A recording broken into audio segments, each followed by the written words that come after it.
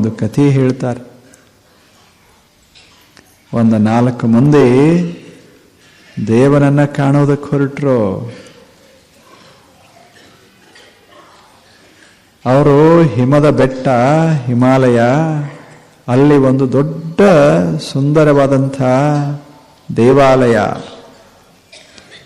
ಅಲ್ಲಿ ದೇವ, ಅದರ ಪ್ರಸಾರ ಎಲ್ಲ ಕಡೆ ಆಗಿತ್ತು. 4 ಮಂದಿ ಇವರು ಹೊರಟರು. ದೇವನನ್ನ ಕಾಣಬೇಕು, ಅಲ್ಲಿ ದರ್ಶನಕ್ಕೆ ಹೋಗಬೇಕಂತ ದಕ್ಷಿಣದಿಂದ ಅಷ್ಟು ದೂರ ಉತ್ತರಕ್ಕೆ ನಡೆದು ನಡೆದು ನಡೆದು ನಡೆದು ಹೋದ್ರು. ಜೀವನದಾಗ ಅಂಥಲ್ಲಿ ಒಂದು ಸಲ ಹೋದ್ರು ಸರಿ, ಜೀವನ ಪವಿತ್ರ ಆಗ್ತದಂತ ಭಾವಿಸಿಕೊಂಡು ಹೋದವರು ಹೋದ್ರು. ಬಹಳ ದಣದಿದ್ರು, ಹಿಮದ ಬೆಟ್ಟಗಳನ್ನ ಏರ್ತಾ ಏರ್ತಾ ಇದ್ರು. ಅಲ್ಲೇ ಒಬ್ಬ ಒಂದು ಬೆಟ್ಟದ ಮೇಲೆ ಒಬ್ಬ ಕೂತಿದ್ದ. ಒಂದು 30-40 ವರ್ಷದ ವಯಸ್ಸಿನ ಒಬ್ಬ ಕೂತಿದ್ದ. ಅವ ಆನಂದವಾಗಿ ಹಾಡ್ತಾ ಕೂತಿದ್ದ. ಅಲ್ಲಿಗೆ ಹೋಗಿ ಇವರು ದಾರಿ ಕೇಳಿದರು. ಮಹಾನುಭಾವ, ಇಲ್ಲೊಂದು ಮಹಾ ಮಂದಿರದಲ್ಲ, ಅದು ಎಲ್ಲದ ಅಂತ ಕೇಳಿದ್ರು. ಅವಾಗ ಅವ ಹೇಳ್ದ, ಎಲ್ಲರೂ ಇದೇ ದಾರಿಯಿಂದ ಹೀಗೆ ಹೋಗ್ತಾರೆ, ಇಲ್ಲೇ ಎಲ್ಲೇ ಸಮೀಪ ಇರಬೇಕು ಅಂದ. ಅವ್ರಿಗೆ ಆಶ್ಚರ್ಯ ಆಯ್ತು, ಎಂಥ ಮನುಷ್ಯ ನೀನು ಅಂದ. 1000 ಕಿಲೋಮೀಟರ್ದಿಂದ ನಾವಿಲ್ಲಿ ದರ್ಶನಕ್ಕೆ ಬರ್ತೇವೆ, ಇಲ್ಲೇ ಇದ್ದುಕೊಂಡು ಇಲ್ಲೋ ಎಲ್ಲೋ ಇರಬೇಕು ಸಮೀಪದಾಗ ಅಂತೀಯಲ್ಲ, ಎಂಥ ದುರ್ದೈವಿ ಅಂದ್ರು. ನಮ್ಮ ಕೂಡ ಯಾಕೆ ಬರಬಾರದು ಅಂದರು. ಅವಾಗ ಆ ಮನುಷ್ಯ ಹೇಳ್ದ, ನಾ ನಿಮಗೆ ಹೊರಗೆ ಕಂಡಿಲ್ಲ, ಅದಕ್ಕೆ ಒಳಗೆ ಹೋಗವ್ರು ನೀವು. ನಿಮ್ಮ ದೇವರು ಒಳಗದಾನಲ್ಲೇ, ನನ್ನ ದೇವರು ಈ ಬೆಟ್ಟಗಳು, ಇದೆಲ್ಲ ಆಕಾಶ. ನಾನು ಇಲ್ಲಿ ಸುಮಾರು 20 ವರ್ಷಗಳಿಂದ ಇಲ್ಲಿ ವಾಸ ಮಾಡ್ತಾ ಇದ್ದೇನೆ. ಎಲ್ಲಾ ಕಡೆ ಅದೇ ಇರುವಾಗ ಇನ್ನು ಗುಡಿಗೆ ಎಲ್ಲಿ ಹೋಗೋದು? ಗುಡಿಯೊಳಗೆ ಇರೋದೆಲ್ಲ ಹೊರಗಿರೋದೆಲ್ಲ ಗುಡಿಯೊಳಗೆ. ಹೀಗಿದ್ದಾಗ ನೀವು ಒಳಗರೆ ಹೋಗ್ರಿ, ಹೊರಗರೆ ಇರ್ರಿ, ಎಲ್ಲಿ ವ್ಯತ್ಯಾಸ ಆಗ್ತದೆ ಹೇಳಿ? ನನಗೆ ಇದೆಲ್ಲ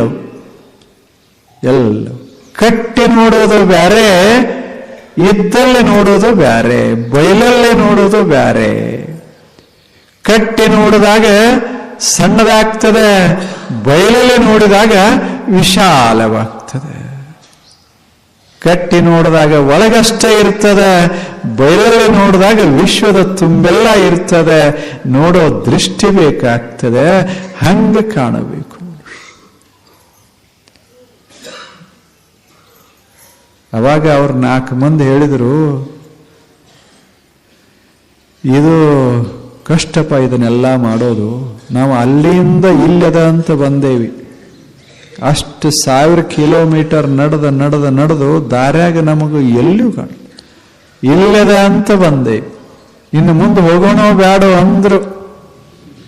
ಅದಕ್ಕೆ ಅಂದ, ನೀವು ಬಂದಿರಿ ಅಂದಾಗ ಹೋಗಬೇಕು, ಆದ್ರೆ ಒಳಗೆ ಹೋದ ಬಳಿಕ ತಿಳ್ಕೊಳ್ಳಿ, ಹೊರಗೂ ಬೇರೆ ಇಲ್ಲ, ಅದ ಅಂತ ತಿಳ್ಕೊಳ್ಳಿ. ಒಳಗೂ ಅದೇ, ಹೊರಗೂ ಅದೇ, ಎಲ್ಲ ಅದೇ.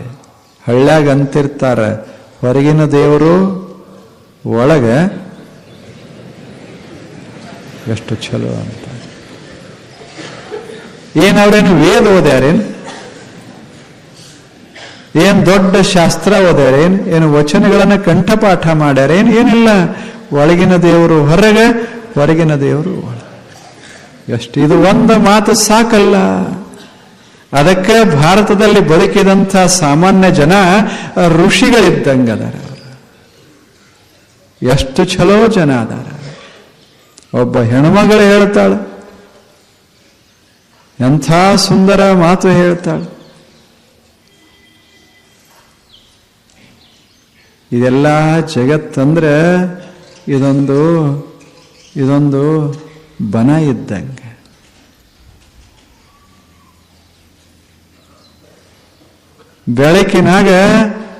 ಬೆಳಕಿನ ಕುಂಚು ಹಿಡ್ಕೊಂಡು ದೇವರು ಇದನ್ನೆಲ್ಲ ಬರೆಯಕತ್ಯಾನ. ಹಸುರಂಗಿ ತೊಟ್ಟಾನ, ನೀಲುಡಿಗೆ ಹೊದ್ದಾನ, ಬೆಳಕಿನಲ್ಲಿ ಬಣ್ಣ ಬರೆದಾನ, ಮಹಾದೇವ ನಗುವನದೆ ತಾನು ನೆಲೆಶಾನ. ಏನು ಹೆಣ್ಮಕ್ಳು ಹೇಳೋದು? ಗಂಡ್ಮಕ್ಳಲ್ಲ, ವಿಶ್ವವಿದ್ಯಾಲಯದವರಲ್ಲ, ಬೀಸುವ ಹೆಣ್ಣುಮಕ್ಕಳು ಹೇಳೋ ಸುಂದರ ಮಾತಿದೆ. ಹಸರಂಗಿ ತೊಟ್ಟಾನ, ಇದ ಹಸರ, ನಿಸರ್ಗವೇ ಹಸರ. ಪರಮಾತ್ಮ ಅಂದ್ರೆ ಹಿಂಗದಾನ. ಹಸರ ಅಂಗಿ ತೊಟ್ಟಾನ, ಇಡೀ ಭೂಮಂಡಲ ಹಚ್ಚ ಹಸಿರ. ಈ ಹಸಿರ ಅನ್ನೋದೇ ದೇವನ ಅಂಗಿ. ಇದು ನೀಲ ಉಡಿಗೆ ಹೊದ್ದಾನ, ಏನು ಮ್ಯಾಲ ನೀಲದ ಆಕಾಶ, ಅದನ್ನ ಮ್ಯಾಲ ಹೊತ್ತುಕೊಂಡಾನ. ಎಷ್ಟು ಕಲ್ಪನಾ, ಎಷ್ಟು ಅದ್ಭುತದ ಹೇಳಿ. ಮತ್ತೆ ಯಾರೇ ದೊಡ್ಡವರು ಹೇಳೋದಲ್ಲ, ಒಬ್ರು ಹೆಣ್ಮಕ್ಳು ಏನು ಗೊತ್ತಿಲ್ಲದವರು ನಾವಂತೇವಲ್ಲ, ಕಾಲು ಇದು ಮೊಳಕಾಲ ಕೆಳಗಂತ ಅಂತೇವಲ್ಲ, ಅವ್ರು ಹೇಳೋದು.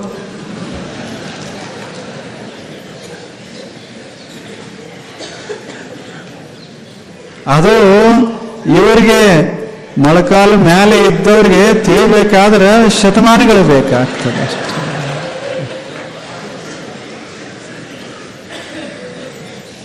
ಹಸರ ಅಂಗಿ ತೊಟ್ಟಾನ, ಮ್ಯಾಲ ನೀಲ ಉಡಿಗೆ ಹೊತ್ತಾನ.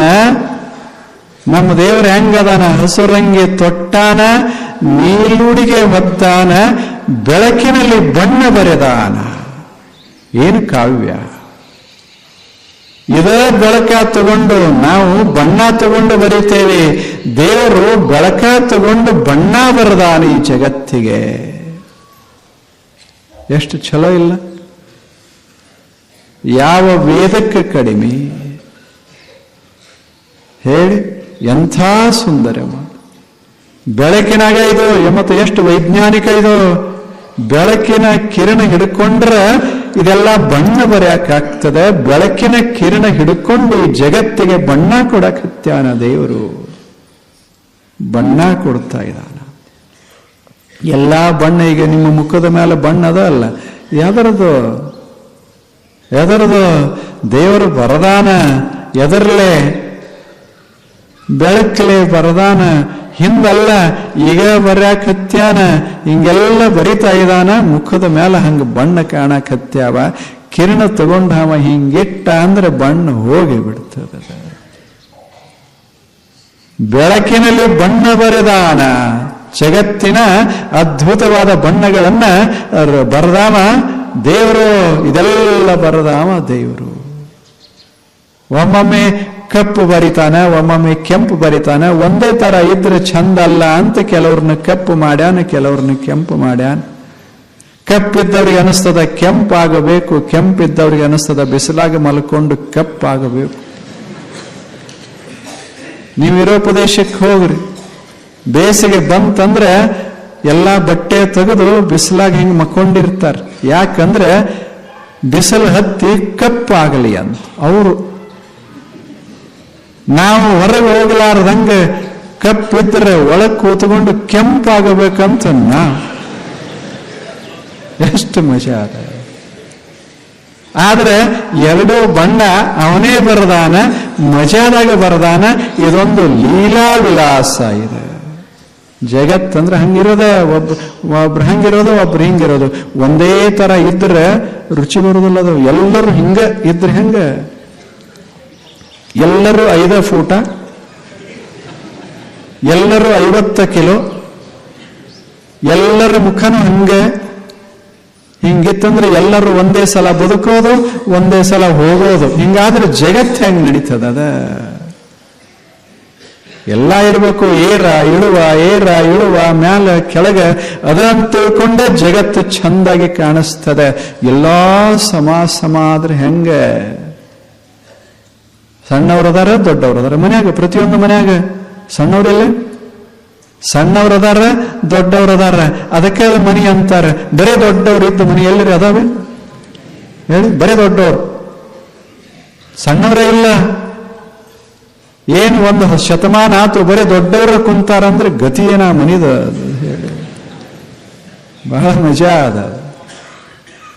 ಹಾಗೆ ಜಗತ್ತೆಲ್ಲ ಇದು ಬೇರೆ ಬೇರೆ ಬೇರೆ ಆಗ್ತದೆ. ಅದಕ್ಕೆ ಆ ತಾಯಿ ಬರಿತಾಳ, ಬೆಳಕಿನಲ್ಲಿ ಬಣ್ಣ ಬರಿದಾನ, ಬರೆಯೋದೆಲ್ಲ ಹಾಡ್ತಾಳ. ಬೆಳಕ ಹಿಡ್ಕೊಂಡು ಕಿರಣ ಹಿಡ್ಕೊಂಡು ಅದ್ಭುತ ಬಣ್ಣಗಳನ್ನೇ ಈ ಜಗತ್ತಿನಾಗ ಪರಮಾತ್ಮ ಬರಿತಾ ಇದ್ದಾನ, ದೇವರು ಬರಿತಾ ಇದ್ದಾನ. ಮತ್ತು ಮುಂದಂತಾಳ, ಬೆಳಕಿನಲ್ಲಿ ಬಣ್ಣ ಬರೆದಾನ ನಮ್ಮ ಮಹಾದೇವ, ನಗುಬನದಿ ತಾನು ನೆಲೆಶಾನ. ಎಲ್ಲದಾನಪ್ಪ ನಗುಬನ ಅಂದ್ರೆ ಯಾವುದು? ನಗುಬನ, ಸಂತೋಷದ ಬನ, ನಿಸರ್ಗದೊಳಗ ನೆಲೆಶಾನ. ಎದ್ಯಾಗ ಸುಂದರ ಭಾವ ಇದ್ರೆ ಅಲ್ಲಿ ನೆಲೆಶಾನ. ನಗುಬನದಿ ತಾನು ನೆಲೆಶಾನ. ನಾವು ಪೂಜೆ ಮಾಡ್ತೇವೆ, ಬಹಳ ಗಂಭೀರವಾಗಿ ಮಾಡ್ತೇವೆ. ಆಕೆ ಹೇಳ್ತಾಳ ನಗುಬನದಿ ನೆಲೆಶಾನ, ಬಹಳ ಗಂಭೀರ. ಏನೋ ಎಲ್ಲ ಜಗತ್ತೆಲ್ಲ ಕೊಚ್ಚಿ ಮೈ ಮೇಲೆ ಬಿದ್ದೋರಂಗ ನಾವು ಹಿಂಗ ಮಾಡಿದ್ರೆ ನಗುಬನದಿ ಇರುವ ದೇವರು ಕಾಣ್ತಾನೆ. ಹಂಗ ಅಂದ್ಲು, ನಕ್ಕೋತಿರ್ರಿ, ಅದೇ ದೇವನ ವಾಸ, ಅಲ್ಲೇ ದೇವನ ವಾಸ. ನಗು ಬನ, ಈ ಜಗತ್ತಂದ್ರೆ ನಗುವಿನ ಬನ, ಸಂತೋಷದ ಬನ. ಇದರಾಗ ಮಹಾದೇವ ನೆಲೆಶಾನ. ಆಕೆ ಹೆಸರು ಹೆಂಗ್ ಕೊಟ್ಟಾಳ ದೇವರಿಗೆ? ಮಹಾದೇವ. ಸುಮ್ಮನೆ ಎಲ್ಲ ದೇವರು ಮುಗಿತದರಾಗ, ಆ ದೇವರು ಈ ದೇವರು ಅವು ಮಹಾ ಅಲ್ಲ ದೇವರು. ಯಾಕೆ ಹೇಳ್ತಾಳ ಮಹಾದೇವ್? ಸಾಕಲ್ಲ, ಯಾವ ಹೆಸರು ಬೇಡ ಅಂದ್ಲು. ದೇವರು ಮಹಾದೇವರು ಮುಗಿತಲ್ಲ. ಇದಕ್ಕಿಂತ ಚಂದ ಹೆಸರು ಹೆಂಗ್ ಕೊಡಕ್ ಬರ್ತದೆ? ಮಹಾದೇವ ಎಲ್ಲಿ ನೆಲೆಶಾನ? ನಗುಬನದಿ ತಾನು ನೆಲೆಶಾನ. ಸುಮ್ಮನೆ ನಕ್ಕೋತಿರ್ರಿ, ಅಲ್ಲೇ ಪರಮಾತ್ಮ ನೆಲೆಸ್ತಾನ. ಅಳ್ಕೋತ ಇದ್ರೆ ಮರಿ ಅಕ್ಕನ, ಅಲ್ಲೇ ಮರಿ. ಜೀವನ ಅಂದ್ರೆ ಏನು? ಸುಮ್ಮನೆ ನಗೋ ಬನ ಅಂದ್ಲು. ಜೀವನ ಅಂದ್ರೆ ನಾವೇನು ಮಾಡಬೇಕು ಅಂದ್ರೆ ಒಂದು ನಗುಬನ ಮಾಡಬೇಕು. ನಿಸರ್ಗೆಲ್ಲ ನಗುಬನ ಇದೆ. ಇದು ದೇವನ ವನ. ಇದನ್ನ ದೇವ, it is a garden painted by the divine principle. ಇದನ್ನು ಹೇಳಿದವರು ಫ್ರಾನ್ಸಿಸ್ ಬೇಕನ್, ಬಹಳ ದೊಡ್ಡ ಮನುಷ್ಯ. ಹೆಂಗದ ಜಗತ್ತು? ಇದು ಜಗತ್ತನ್ನ ಪರಮಾತ್ಮ ಪೇಂಟಿಂಗ್ ಮಾಡ್ತಾ ಇದ್ದಾನ, ಬರೀತಾ ಇದ್ದಾನ. The nature is painted, the nature is painted by the divine. ಇದೊಂದು ಸುಂದರ ನಿಸರ್ಗವನ್ನ ಆತ ಬರಿತಾ ಇದ್ದಾನ, ಅದ್ಭುತವಾಗಿ ಬರಿತಾ ಇದ್ದಾನ. ಈ ದೃಷ್ಟಿಯಿಂದ ನೋಡಿ, ಈ ಜಗತ್ತನ್ನ ನೋಡಿ ಸಂತೋಷ ಪಡಬೇಕು. ಈ ಜಗತ್ತನ್ನ ಸಮೃದ್ಧಗೊಳಿಸಬೇಕಲ್ಲ, ಈ ಕೆಲಸ ಮಾಡಬೇಕು. ಗಿಡ ಕಡಿಯೋ ಕೆಲಸ ಅಲ್ಲ, ಎಲೆ ಹರಿಯೋ ಕೆಲಸ ಅಲ್ಲ, ನಿಸರ್ಗವನ್ನು ಬೆಳೆಸೋ ಕೆಲಸ. ನಿಸರ್ಗ ಹೋಯ್ತು ಅಂದ್ರೆ ನಗುಬನ ಹೋಯಿತು. ಹಾಗೆ ಸುತ್ತಮುತ್ತ ನಿಮ್ಮ ಮನೆಯೊಳಗ ಹೊರಗ ಎಲ್ಲಿ ಹೋದ್ರೂ ಒಂದು 4 ಗಿಡ, ಒಂದಿಷ್ಟು 4 ಹಸಿರು ಎಲೆ ಕಾಣಬೇಕೇ ವಿನಃ, 2 ಹೂವು ಕಾಣಬೇಕೇ ವಿನಃ ಬರೀ ಬರೀ ಇದ ರೊಕ್ಕ ರೊಕ್ಕ ರೊಕ್ಕ ಕಾಣಬಾರದು ಅಂತ ಅವರು ಯಾರು? ಆಕೆಗೆ ಹೇಳಕ್ ಬರ್ತದ್ದಲ್ಲೇನು? ಹೇಳಕ್ ಬರ್ತದ್ದಲ್ಲೇನು? ರೊಕ್ಕದ ಮನೆಯೊಳಗೆ ನೆಲೆಶಾನ ಪರಮಾತ್ಮ ಅಂತ ಹೇಳಕ್ ಬರ್ತದ್ದಲ್ಲೇ? ಹೇಳಿಲ್ಲ. ಏನು? ನಗುಬನದಿ ತಾನು ನೆಲೆಶಾನ. ಇದು ಒಂದು ಕಂಠಪಾಠ ಮಾಡಿದರೆ ಸಾಕು. ಕಂಠಪಾಠ ಅಲ್ಲ, ಸುಮ್ಮನೆ ನೆನಪು ಮಾಡಿಕೊಂಡ್ರೆ ಸಾಕು. ಹಸರು ಅಂಗಿ ತೊಟ್ಟಾನ, ನೀಲ ಉಡುಗಿ ಹೊದ್ದಾನ, ಬೆಳಕಿನಲ್ಲಿ ಬಣ್ಣ ಬರದಾನ. ಮಹಾದೇವ ನಗುಬನದಿ ತಾನು ನೆಲೆಶಾನ. ಎಷ್ಟು ಚಂದದೆ! ಇದನ್ನ ಈ ದೃಷ್ಟಿಯಿಂದ ನೋಡಿದರೆ ಎಲ್ಲಿ ದೇವರು ಕಾಣಬೇಕು ಗೊತ್ತಾಗ್ತದೆ. ಗಿಡಗಂಟಿಗಳಲ್ಲಿ ದೇವರು, ಒಂದು ಹೂವಿನ ಗಿಡ ನಿಮ್ಮ ಮನ್ಯಾಗ ಹಿಂಗೆ ಅರಳಿತು ಅಂದ್ರೆ ತಿಳ್ಕೋಬೇಕು, ದೇವರು ಈ ಹೂವಾಗಿ ನಮ್ಮ ಮನ್ಯಾಗ ಬಂದಾನ.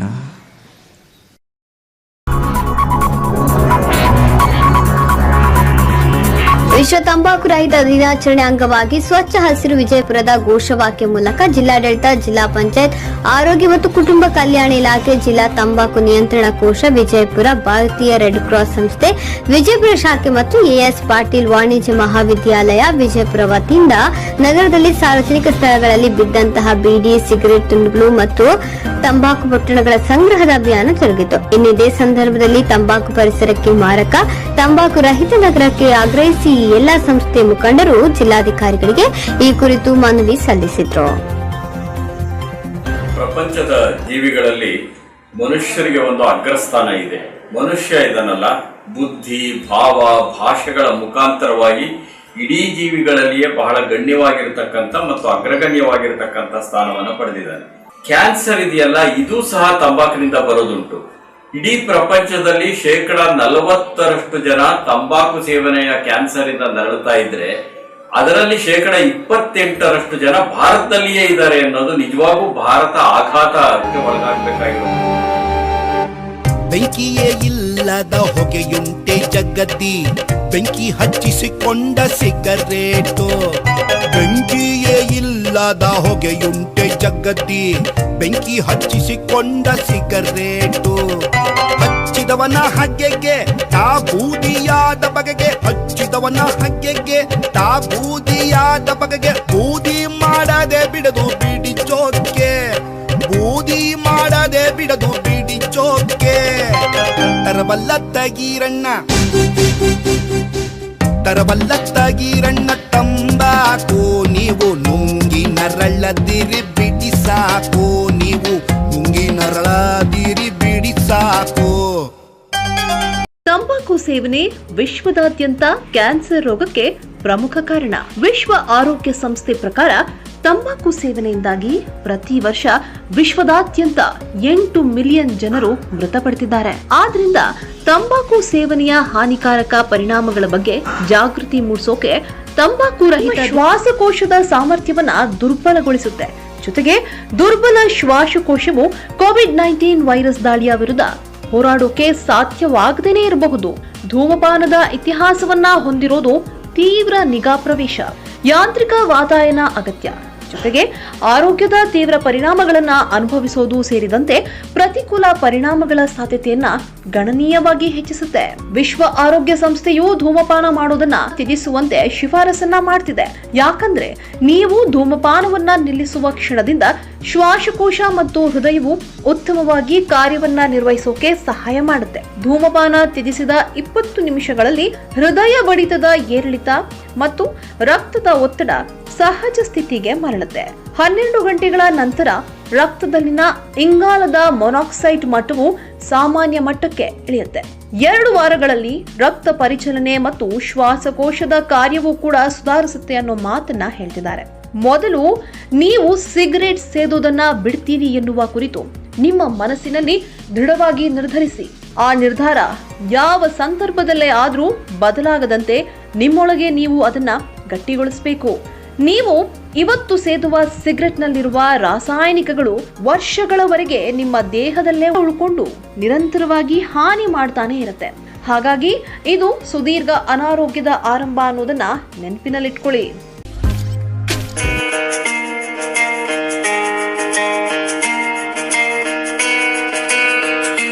ಬೊಂಬೆ ಹೇಳುತ್ತೈತೆ ಮತ್ತೆ ಹೇಳುತ್ತೈತೆ, ಸಿಗರೇಟ್ ಸೇದಲೆ ಬೇಡ.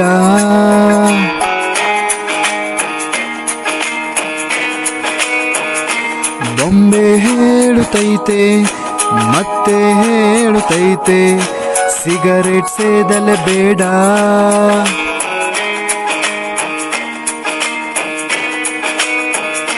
ಸಿಗರೇಟ್ ಸೇದಿ ಹೊಗೆಯನ್ನು ಬಿಟ್ಟು ಎಲ್ಲರ ಸ್ವಾಸ್ಥ್ಯ ಹಾಳಾಗಿಸಬೇಡ. ಸಿಗರೇಟು ಬೀಡಿ ಗುಟ್ಕಾ ಬಿಟ್ಟು ಬಿಡು ಹಿಂದೆ. ಮನೆಯ ಒಳಗಾದ್ರೂ ಮನೆಯ ಹೊರಗಾದ್ರೂ ಎಲ್ಲೂ ಸೇದದೆ ಒಳ್ಳೆ ಪ್ರಜೆಯೇ ಆಗಿರು.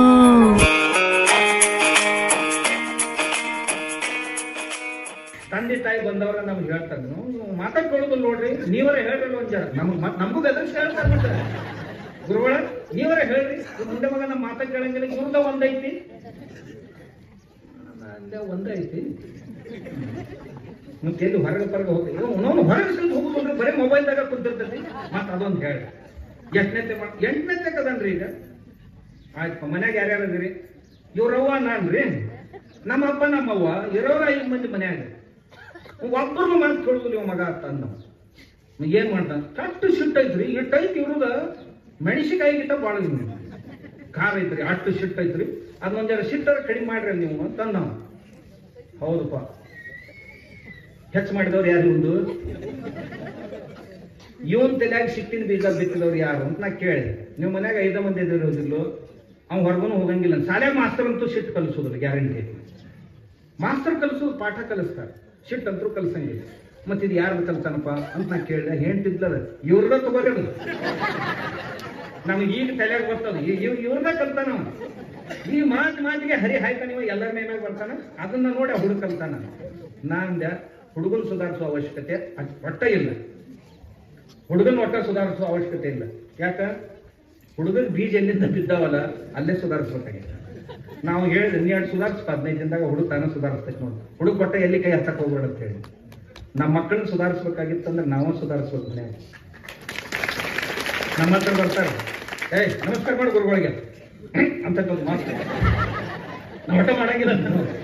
ಹಿಂಗದ ನೋಡ್ರಿ ಗುರುಗಳಿಗೆ, ನಾವ್ನ ನಮಸ್ಕಾರ ಮಾಡಂದ್ರು ಮಾಡಂಗಿಲ್ಲ ಗುರುಗಳಿಗೆ. ನಾವು ದಿನ ಎಷ್ಟು ತಲೆ ಹೊಡ್ಕೋತೀವಿ, ಒಟ್ಟ ಮಾತು ಕೇಳೋದು ನೋಡ್ರಿ. ಹೇಳುವ ಜರ ಏನ್ರ ನಾಂದ್ಯ, ನಿಮ್ಮಪ್ಪ ನಿಮ್ಮವ್ಗ ನೀ 8 ಸರಿ ಮಾಡಿದೆಪ್ಪ ನಮಸ್ಕಾರ. ಮನ್ಯಾಗ ನಿಮ್ಮ ಅಪ್ಪಗ ನಿಮ್ಮವ್ಗ 8 ಸರಿ ನಾವು ಲಗ್ನದಾಗ ಮಾಡಿದ್ದಾರೆ. ಅದ್ರ ಮ್ಯಾಗ ಏನ್ ಜಮಾ ಬಿಡ್ರಿ, ಯಾವಾಗಂತ ಪ್ರಸಂಗ ಬಂದಿಲ್ಲ. ಲಗ್ನದಾಗ ಮಾಡಿದ್ನಂತ ಒಮ್ಮೆ. ಈಗ ಅವ ಗೊತ್ತಾನ ಎಲ್ಲರಿಗೆ ನಮಸ್ಕಾರ ಮಾಡ ಮಗನ. ಅವ ತನ್ನ ಮಗನ ನೀನ ಯಾರಿಗೆ ಮಾಡಿಲ್ಲ ಅಂತ ನಾ ಯಾಕೆ ಮಾಡಿ? ನಮ್ಮಪ್ಪ ಏನ್ ಮಾಡ್ಯಾನ ಅದನ್ನ ಮಾಡವನ ರಕ್ತ ನಮ್ಮ ಅಪ್ಪಂದ ಹೇಳ್ಬೇಕು ನನ್ನ ಮೇಯಾಗ.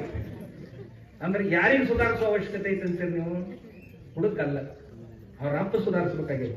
ಇವ ಒಂದ್ ಚುಟ್ಟ ತಗೊಂಡ್ ಬರವ, ಹೋಗ ಒಂದ್ ಹೊತ್ತಸ್ಕೊಂಡ್ ಬಾ, ಜಗ್ಗಿಗೆ ಮತ್ ನಾವು ಜಗ್ಗಿಗೆ ಅಂದ್ಕೊಳ್ಳಿ. ಅವ್ರಿಗೆ ಅನಿಸ್ತೈತಿ ಬಹುತೇಕ ಜಗ್ಗುದ್ರಾಗ ಏನ ಐತಿ ಕಾಣಿಸ್ತಾ, ಅವ್ನು ಜಗ್ಕೊಂಡ ಬರ್ತಾನ. ನಾವರ ಹಿಂಗಿರ್ಬೇಕು, ನಮ್ಮ ಮಕ್ಕಳನ್ನ ಸುಧಾರಿಸ್ಬೇಕಂತೀವಲ್ಲ, ಹಿಂಗ ಆಗಂಗಿಲ್ಲ. ನಾವು ಮಕ್ಕಳು ಹೆಂಗಿರ್ಬೇಕಂತ ಅಪೇಕ್ಷೆ ಮಾಡ್ತೀವಿ, ಹಂಗೆ ನಾವು ಇರ್ಬೇಕು. ನಮ್ಮನ್ನು ನೋಡಿ ಅವ್ರ ಕಲೀಲಿ. ಇದೇ ಭಕ್ತಿಶಾಸ್ತ್ರ. ಮತ್ತು ಭಕ್ತಿಶಾಸ್ತ್ರ ಅಂದ್ರೆ ಏನೂ ಅಲ್ಲ. ತನ್ನಂತೆ ಪರರ ಬಗೆದರೆ ಕೈಲಾಸ ಭಿನ್ನಾಣುವಂತೆ ಸರ್ವಜ್ಞಾನ ಕರೆದ ಸರ್ವಜ್ಞ ಅಂಥ ನಿಮ್ಮ ಈ ಕಾಕಂಡಿಕೆ ಊರವ್ರ ಪುಣ್ಯ ಅಂತ ದೊಡ್ಡ ಶಕ್ತಿ ಐತೆ ನಿಮ್ಮ ಊರಾಗ. ಅದರೊಳಗೆ ಅತಿ ದೊಡ್ಡ ಶಕ್ತಿ ಒಂದು ಮತ್ತು ಜೊತೆಗೂಡಿದಂಗೆ ಆಗೈತಿ. ಅದು ಯಾರಾದರೂ ಇದ್ರೆ ಅಂಥ ಮಹಾಶಕ್ತಿ ಅಂದ್ರೆ ನಮ್ಮ ಶಿವಯೋಗೀಶ್ವರ ಶ್ರೀಗಳು. ನೀವು ಅವ್ರ ಮಾತು ಕೇಳಬೇಕು, ಅವ್ರನ್ನ ಅನುಸರಿಸ್ಬೇಕು. ಆಮ್ಯಾಗ ಎಷ್ಟು ಸಮಯ ಹೆಚ್ಚು ಸಾಧ್ಯನೋ ಏನ್ರಿ ಇವನ್ನು ತಿನ್ನೋದಕ್ಕೆಲ್ಲ ಪ್ರಾಣಿಗಳು ಸಾಯಕತ್ತೇವ್, ನೀವು ಅದಕ್ಕೆ ಏನು ಸಾಯ್ತೀರ? ಆದಿಗಾರ ಕರೇನ ಚಾಕರಿ ಪಂಚೆ ಕರೇನ ಕಾಮ್ ದಾನೆ ದಾನೆ ಪೇ ಲಿಕ್ಕೆ ಹೇ ಖಾನೆ ವಲುಂಕನ. ಯಾವ್ದು ಹಬ್ಬ ಯಾರ ಮನ್ಯಾಗೂ ನೌಕರಿ ಮಾಡಕ್ ಹೋಗಿಲ್ಲ.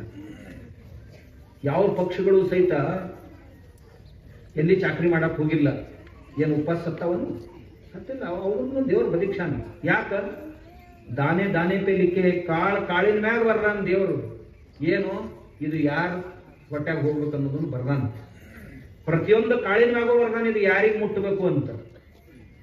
ನಾವು ನಮ್ಮ ಹೆಸರಲ್ಲೇ ಇರ್ಲಿಲ್ಲ ಅಂದ್ರೆ ತಾಟ್ನ್ಯಾಗ ಬಂದ್ರು ಸಹಿತ ಬಾಯಾಗ ಹೋಗಂಗಿಲ್ಲ. ಮತ್ತೆ ಎಲ್ಲಿ ಹೋಗ್ಬೇಕು ಅಲ್ಲೇ ಹೋಗ್ತೈತಿ. ನಾವೇ ಚಿಂತೆ ಮಾಡಿ ನಾವು ಮನುಷ್ಯರಾದವರು ಅಧ್ಯಾತ್ಮ, ದೇವರು, ಧರ್ಮ, ಪ್ರೀತಿ, ಕರುಣೆ, ದಯೆ ಇಂಥ ಒಳ್ಳೆಯ ಗುಣಗಳನ್ನು ಸಂಗ್ರಹಿಸೋದಕ್ಕೆ ಮಾಡೋಣ. ಈ ಗಿಡ ನಿಂತೈತ್ರಿ, ಇದಕ್ಕೆ ಯಾರು ನೀರು ಹಾಕ್ಯಾರ? ಕಟ್ಟಿರಿ ನೀರು ಹಾಕಿರಿ. ನಿಂತೈತಿ ಎಷ್ಟು ವಿಶ್ವಾಸದಿಂದ ಅಂದ್ರೆ ಯಾರು ನಮ್ಮ ಮ್ಯಾಗ ನಿಂತೈತನ? ಇವ ಸುರಸವಾದಾನ, ಅದು ನನಗೆ ಬರೋದೈತಿ ಅನ್ನೋ ಗ್ಯಾರಂಟಿ ಐತಿ ಆ ಗಿಡಕ್ಕೆ. ಕಾಡಿನೊಳಗೆ ಎಷ್ಟು ಗಿಡ ನಿಂತಾವ, ಏನ್ ನಮ್ಮ ಭರವಸೆ ಮ್ಯಾಗ ನಿಂತಾವ? ನಮ್ ಕೆನಾಲ್ ನೀರು ಬರ್ತೈತಿ, ನಾವು ಬೋರ್ವೆಲ್ ನೀರು ಬರ್ತೈತಿ ಅಂತ ಎಂದ್ರ ದಾರಿ ಕಾಯ್ದೈತೆ ಅನ್ನೋದು ಇಲ್ಲ. ಇದು ದೇವ್ರ ಮ್ಯಾಗ ಭರವಸೆ ಇಟ್ಟೈತಿ. ಗಿಡಗಳಂತ ಬುದ್ಧಿ ಇಲ್ಲದೆ ಗಿಡಗಳ ದೇವ್ರ ಮ್ಯಾಗ ಭರವಸೆ ಇಟ್ಟವು ಅಂದ್ರೆ ನಾವು ಯಾಕೆ ಇಡಬಾರ್ದು ಬುದ್ಧಿವಂತ? ನಾವು ಯಾಕೆ ಪರಸ್ಪರರೇ ದೇವರು. ಪರಸ್ಪರನ್ನ ವಿಶ್ವಾಸದಿಂದ ಕಾಣೋಣ, ದೇವರನ್ನು ಶ್ರದ್ಧೆಯಿಂದ ಕಾಣೋಣ. ಇದುವೇ ಭಕ್ತಿ ಆದೀತು ಅಂತ ನನಗನ್ನಿಸ್ತೈತಿ. ಮತ್ತೆ ಮತ್ತೆ ಗುರುಗಳನ್ನು ತಾವು ಸಮೀಪಿಸ್ರಿ. ಗುರುಗಳ ಸಾನ್ನಿಧ್ಯ ತಮಗೆ ದೊರಕೈತಿ. ನಮಗೂ ಎಷ್ಟು ಸಾಧ್ಯ ಐತೆ ಆಗಲೇ ಹೇಳಿದ್ರೆ ನಮಗೂ ಒಂದಿಷ್ಟು ಆಜ್ಞೆ ಮಾಡ್ಯಾರ. ನೀವು ವರ್ಷದಾಗ ಒಂದಿಷ್ಟು ದಿವಸ ನಮ್ಮ ಮಠದಾಗ ಬಂದಿರ್ಬೇಕಂತ. ನಾವು ನೋಡ್ರಿ ಅದರ ಎಷ್ಟು ಸಾಧ್ಯತೆ ಯಾಕಂದ್ರೆ ನಮಗೆ ಗ್ಯಾರಂಟಿನ ನಮಗೆ ಇಲ್ಲ, ಇನ್ನು ಅವ್ರಿಗೆ ಯಾವಾಗ ಗ್ಯಾರಂಟಿ? ಹಿಂಗೆ ಹೊಂಟಿರ್ತೀವಿ ಒಂದು ಊರಿಗೆ ಮಾತ್ರ ಕೂತು ಮಾತಾಡ್ಬೋದು. ದಾರ್ಯಾಗ ಯಾವನಾರ ಒಬ್ಬ ಭೇಟಿ ಹಾಕನೆ ನಾ ಮಣ್ಣಿನ ದಾರಿ ಕೂತು ಕೂತೀನಿ, ಅದೇ ಗೊತ್ತಿರು ನೋಡ್ತೇನೆ. ಎಲ್ಲ ನೋಡೋರ ಗಂಟು ಬರ್ತಾನೆ. ಅದಕ್ಕೆ ಅಪ್ಪಗಳು ಅಂದಾರ, ನಮ್ಮ ಶಿವಯೋಗೀಶ್ವರ ಅಪ್ಪಗಳು ಎಷ್ಟು ಸಾಧ್ಯ ಐತೆ ಅವ್ರ ಸಾನ್ನಿಧ್ಯದಾಗ ಬರೋ ಪ್ರಯತ್ನ ಮಾಡೋಣ ಅಂತ ಹೇಳಿ ನಿಮ್ಮೆಲ್ಲ. ನಮ್ಮ ಹುಡುಗರು ಸಣ್ಣ ಇರ್ಲಿ ದೊಡ್ಡವರೇ ಇರ್ಲಿ, ಯಾರಿಗ್ ಮಕ್ಕಳಂತಾರ? ದೇವಕಿ ಪರಮಾನಂದಂ, ತಾಯಿ ಆದಂತ ದೇವಕಿಗೆ ಯಾರು ಪರಮಾನಂದವನ್ನ ಉಂಟು ಮಾಡ್ತಾರೋ ಅವ್ರಿಗೆ ಮಕ್ಕಳಂತಾರೆ. ತಾಯಿ ಕಣ್ಣಾಗ ನೀರ್ ತರಿಸ್ತಿದ್ರಂದ್ರ ಅಂತವ್ ಕೆಲ ಮಕ್ಕಳ ಅನ್ನೋದ, ಗಂಡರ ಇರ್ಲಿ ಹೆಣ್ಣರ ಇರ್ಲಿ, ಅವ್ರಪ್ಪ ಅವ್ರವನ ಕೈಯಾಗ ಕಣ್ಣಾಗ ನೀರ್ ತರಿಸಿದ್ರಂದ್ರ ಅವಕ್ಕೆ ಮಕ್ಕಳ ಅನ್ನೋದ. ಮಕ್ಕಳಂತಾರ ನಾವು. ಮಕ್ಕಳಂದ್ರ ಅವಕ್ ಅನ್ಬೇಕು, ಅವನ ಕಣ್ಣಾಗಂದು ನೀರು ಬಂದಿರ್ಬಾರ್ದು. ಮಕ್ಕಳಂದ್ರ ಅವಕ್ ಅನ್ಬೇಕು, ಅವ್ರ ಅಪ್ಪಗೆ ಎಲ್ಲಿ ಓಣ್ಯಾಗ 4 ಮಂದಿ ಮುಂದೆ ತಲಿ ತಗ್ಸಕ್ ಹಚ್ಚಿರ್ಬಾರ್ದು. ಮಕ್ಕಳಂದ್ರ ಅವಕ್ ಅನ್ಬೇಕು, ಹಾಸಿಗೆ ದೊಡ್ಡ ಕಾಲ್ ಚಾಚಕ್ ಕಲ್ತಿರ್ಬೇಕು.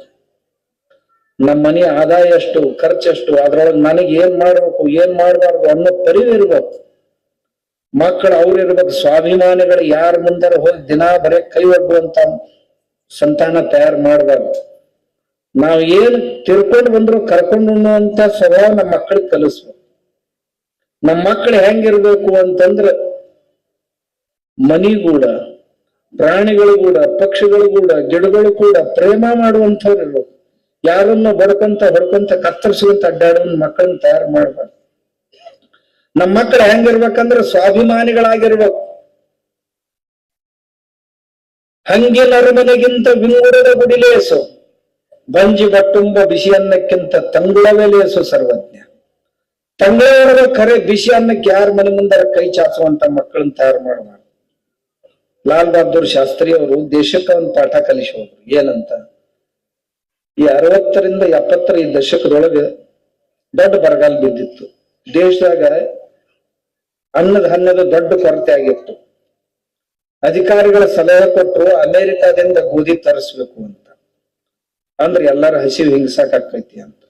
ಲಾಲ್ ಬಹದ್ದೂರ್ ಶಾಸ್ತ್ರಿ ಅವರು ಏನ್ ಹೇಳಿದ್ರು, ಇಡೀ ದೇಶವನ್ನು ಉದ್ದೇಶಿಸಿ ಭಾಷಣ ಮಾಡಿದ್ರು. ನಮ್ಮ ದೇಶಕ್ಕೆ ಅನ್ನದ ಕೊರತೆ ಆಗೈತಿ, ಅಮೆರಿಕಾದಿಂದ ತರಿಸ್ಬೇಕು, ಅಮೆರಿಕಾದವ್ರ ಹತ್ರ ಕೈ ಚಾಚಬೇಕು ಅಂತ ನಮ್ಮ ಅಧಿಕಾರಿಗಳಿಗೆ ನನ್ನ ಸಲಹೆ ಕೊಟ್ಟಾರ. ನನ್ನ ಮನಸ್ಸು ಒಪ್ತಾ ಇಲ್ಲ. ನಮ್ಮ ದೇಶದ ಜನರು ಎಲ್ಲರೂ ಸೋಮವಾರ ಒಂದ್ ದಿವ್ಸ ಉಪವಾಸ ಮಾಡೋನು, ನಮ್ ದೇಶಕ್ಕೆ ಇನ್ನ ನಾವು ಉಂಡು ಉಳಿಯಷ್ಟು ಕಾಳು ಉಳಿತಾವು, ಅದಕ್ಕ ಮತ್ತೊಬ್ಬರ ಮನೆ ಒಂದು ಕೈ ಚಾಚೋಕ್ಕಿಂತ ಒಂದ್ ಹೊತ್ತು ಉಪವಾಸ ಮಾಡೋನು ಅಂತ ಸೋಮವಾರ ಉಪವಾಸ ಮಾಡಾಕ್ ಲಾಲ್ ಬಹದ್ದೂರ್ ಶಾಸ್ತ್ರಿ ಅವರು ಕಲಿಸಿದ್ರು. ಅದು ಇವತ್ತಿನ ತನೂ ಐತಿ. ನಮ್ ದೇಶದ ಜನ ಸ್ವಾಭಿಮಾನಿಗಳು. ಶಾಸ್ತ್ರಿ ಅಂತ ಮನುಷ್ಯ ಹೇಳ್ತಾನ ಅಂದ್ರೆ ಎಲ್ಲರೂ ಉಪವಾಸ ಮಾಡೋನು ಅಂದ್ರು. ಮನೆಗಳೇ ಎಲ್ಲ ಉಪವಾಸ ಮಾಡಿದ್ರು ಹೊರತು ಅಮೆರಿಕಾದವ್ರ ಮುಂದೆ ಕೈ ಚಾಚೋದ್ ಬೇಡ ಅಂತ ಸ್ವಾಭಿಮಾನಿ ಮಕ್ಕಳನ್ನ ತಯಾರು ಮಾಡ್ಬೇಕು. ಮನ್ಯಾಗ ನಮ್ಮ ಮಕ್ಕಳು ಶಿವಾಜಿ ಆಗ್ಬೇಕು. ನಮ್ಮ ಮಕ್ಕಳು ಶೀಲ ರಕ್ಷಣೆ ಮಾಡೋರಾಗ್ಬೇಕು. ಬೆಳವಡಿ ಮಲ್ಲಮ್ಮನ್ನ ಶಿವಾಜಿ ಸೈನಿಕರು ಸೋಲಿಸಿ ಮಲ್ಲಮ್ಮನ್ ಹಿಡ್ಕೊಂಡ್ ಬರ್ಲಕತ್ತಿದ್ರು. ಮಲ್ಲಮ್ಮನ್ ನೋಡ್ದವನ ಶಿವಾಜಿ, ಈ ತಾಯಿನ ಯಾಕೆ ಹಿಡ್ಕೊಂಡ್ ಬಂದ್ರು? ಈ ತಾಯಿ ಸಾದಾ ಇಲ್ರಿ, ಬಾಳ ಸರಿ ಯುದ್ಧ ಮಾಡ್ಯಾಳ, ನಮ್ಮ ಓಡಿಸಾಳ ಅಂತಂದ್ರು. ಈ ಸರಿ ನಾವ್ ಗೆದ್ಕೊಂಡಿವಿ, ಕೈದು ಮಾಡ್ಕೊಂಡು ತಂದೀವಿ ಅಂತ. ಉಚಿತ ಸಿಂಹಾಸನ ತರಿಸಿ ಅಕ್ಕಿನ ಅದ್ರ ಮ್ಯಾಗ ಕುಂದರ್ಸಿ ಉಡಿ ತುಂಬಿದ ಆ ತಾಯಿನ. ಉಡಿ ತುಂಬಿ, ನನ್ನ ಹಿರಿಯ ಅಕ್ಕ ನೀನು, ನಿನ್ನ ಸಂಸ್ಥಾನ ನಿನಗಿರ್ಲಿ, ಅದ್ರ ಕೂಡ ಇಷ್ಟು ಊರ್ ಮತ್ ಹೆಚ್ಚಿಗೆ ನಾ ಉಡಿಗೆ ಹಾಕಕತ್ತೀನಿ ನಿನಗ. ಯಾವ ಈ ಸಣ್ಣ ತಮ್ಮಂದ ನೀ ಸ್ವೀಕಾರ ಮಾಡಬೇಕು ಅಂತ ತೀರ್ಥರು ವಿಶ್ವೇಶ ತೀರ್ಥರು ವಿಶ್ವಮಾನ್ಯರಿಂದ ವಿಶ್ವೇಶ ತೀರ್ಥರಾದರು ತೀರ್ಥರು ಆಚಾರ್ಯ ಪವನೋಸ್ಮಾಕಂ ಆಚಾರ್ಯಾನಿ ಚ ಭಾರತಿ ದೇವೋ ನಾರಾಯಣ ಶ್ರೀಶಃ ತಿಳಿಸಿ ಹೇಳಿದ್ದಾರೆ.